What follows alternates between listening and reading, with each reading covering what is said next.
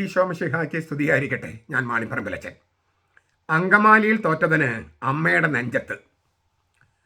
അങ്കമാലിയിലെ സമരാഭാസം ആളില്ലാതെ പൊട്ടിപ്പൊളിഞ്ഞ് പാളീസായതിൻ്റെ ജാള്യത മറയ്ക്കാൻ വേണ്ടിയാണ് ഇന്നലെ മാവോയിസ്റ്റ് മാതൃകയിൽ എറണാകുളം അങ്കമാലി അതിരൂപതയുടെ മെത്രാസന മന്ദിരം കയ്യേറാൻ വിമത വൈദികർ തീരുമാനിച്ചത്.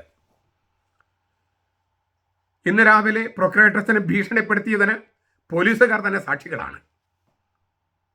വിമത വൈദികർക്കെതിരെ പ്രൊക്രേറ്റർ അച്ഛൻ രേഖാമൂലം പരാതിപ്പെട്ടാൽ മെത്രാസന മന്ദിരത്തിൽ ബലാത്കാരമായി ജനാഭിമുഖ കുർബാന അർപ്പിച്ച വൈദികര് ലോക്കപ്പിലോ ജയിലിലോ കിടക്കേണ്ടി വരുമെന്നാണ് എനിക്ക് അറിയാൻ കഴിഞ്ഞത്. അതുപോലെ തന്നെ മൂത്രമൊഴിക്കാനെന്ന വ്യാജേന ബസിലിക്ക പള്ളിയുടെ കോമ്പൗണ്ടിൽ കയറിയ ചില വിമതരെ ചില സഭാനുകൂലികൾ തടഞ്ഞതും മറ്റും വാർത്തയായി. 5 പേരേ ഉള്ളൂ. എന്നാലും പള്ളിക്കകത്ത് 2 ഗ്രൂപ്പുകൾ തിരിഞ്ഞ് അടി എന്നൊക്കെ പറഞ്ഞിട്ടാണ് വാർത്തകൾ വന്നത്. നാം തല താഴ്ത്തിയിരിക്കേണ്ട യാതൊരു കാര്യമില്ല. ഏത് പ്രസ്ഥാനത്തിലും പ്രശ്നങ്ങളുണ്ട്. മാർക്സിസ്റ്റ് പാർട്ടിയിൽ എന്തെല്ലാം പ്രശ്നങ്ങൾ നടക്കുന്നു, എന്തെല്ലാം അടികൾ നടക്കുന്നു. കമ്മ്യൂണിസ്റ്റ് കോൺഗ്രസിൽ എന്തെല്ലാം അടികൾ നടക്കുന്നു. BJPയിൽ എന്തെല്ലാം ഗ്രൂപ്പ് വഴക്കുകളും പരിപാടികളുണ്ട്. മറ്റ് സഭകളിലുണ്ട്. എല്ലാ സഭാ വിഭാഗങ്ങളിലുണ്ട്.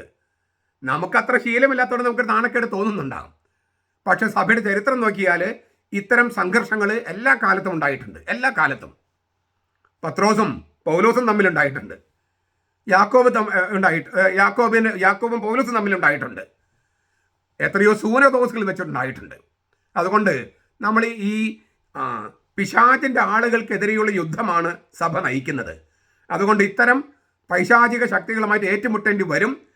അക്കാര്യത്തിൽ നമ്മൾ യാതൊരു നാണക്കേടും വിചാരിക്കേണ്ട കാര്യമില്ല.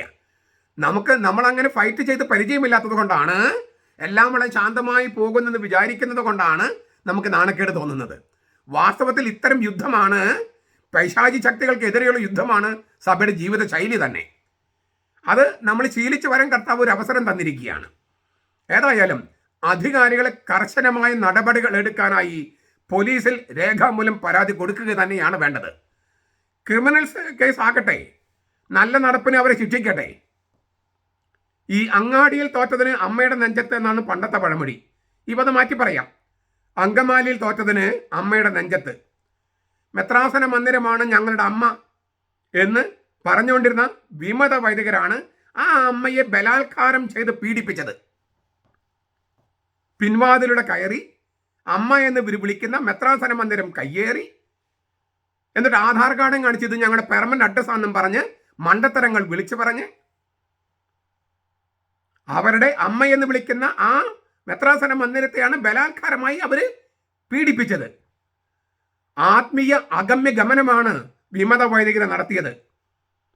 നിങ്ങളുടെ ഇടയിൽ ഒരുവൻ തൻ്റെ അപ്പൻ്റെ ഭാര്യ വെച്ചോണ്ടിരിക്കുന്നു എന്ന് പൗലോസ് ലീഗ 1 കോരിന്തോസ് 5-ാം അധ്യായത്തിൽ പറഞ്ഞില്ലേ? അതുപോലെയാണ് ഈ വിമത വൈദികർ ചെയ്തത്. തങ്ങളുടെ അമ്മ എന്ന് അവർ വിളിക്കുന്ന മെത്രാസന മന്ദിരം ബലാത്കാരമായി കയ്യേറി.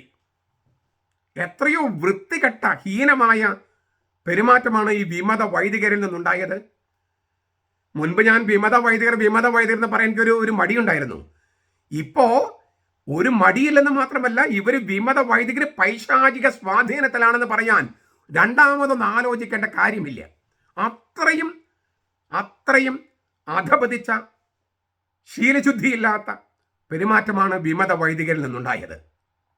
ശക്തമായ നടപടികൾ രാജ്യത്ത് നടപ്പുള്ള പോലീസ് കേസും നിയമ നടപടികളുമായിട്ട് മുന്നോട്ട് പോകണമെന്നാണ് ബഹുഭൂരിപക്ഷം അൽമായരുടെയും അച്ഛന്മാരുടെയും ഒക്കെ ആഗ്രഹം. കുറച്ച് പേര് ഇപ്പോഴും ഈ വിമത വൈദികരെ സപ്പോർട്ട് ചെയ്യുന്നവരുണ്ടാകാം. പക്ഷെ അവർ അനീതിയും അസത്യവും അധർമ്മവും മുഖമുദ്രയായിട്ടുള്ളവരാണ്. അവരെ നമ്മൾ പരിഗണിക്കേണ്ടതില്ല. ശക്തമായ നടപടികളുമായിട്ട് ഇവർക്കെതിരെ പോയാൽ ഇതാണ് സഭയ്ക്ക് ഈ പ്രശ്നം പരിഹരിക്കാനുള്ള സുവർണ അവസരം, കർത്താവാൻ ഇട്ടു തന്ന സുവർണ അവസരം എന്നാണ് എനിക്ക് തോന്നുന്നത്. ബാക്കിയെല്ലാം ബന്ധപ്പെട്ട അധികാരികൾ ചെയ്യട്ടെ. ഏതായാലും കർത്താവിൻ്റെയും സഭയുടെയും കൂടെ നമുക്ക് നിന്നുകൊണ്ട് ഈ കൂരി അംഗങ്ങളെയും ബോസ്കോ പിതാവിനെയും അവർക്ക് പിന്തുണ കൊടുക്കുന്ന മെത്രാൻ സിനഡിനെയും എല്ലാം സപ്പോർട്ട് ചെയ്തുകൊണ്ട് നമുക്ക് പ്രാർത്ഥനയും മറ്റ് പിന്തുണയും നമുക്ക് അറിയിച്ചു കൊണ്ടിരിക്കാം. നമ്മുടെ കർത്താവ് ഈശോ മിശിഹായുടെ കൃപയും പിതാവായ ദൈവത്തിൻ്റെ സ്നേഹവും പരിശുദ്ധാത്മാവിൻ്റെ സഹവാസവും നാം എല്ലാവരോടും കൂടി ഉണ്ടായിരിക്കട്ടെ, ഇപ്പോഴും എപ്പോഴും എന്നേക്കും. ആമേൻ.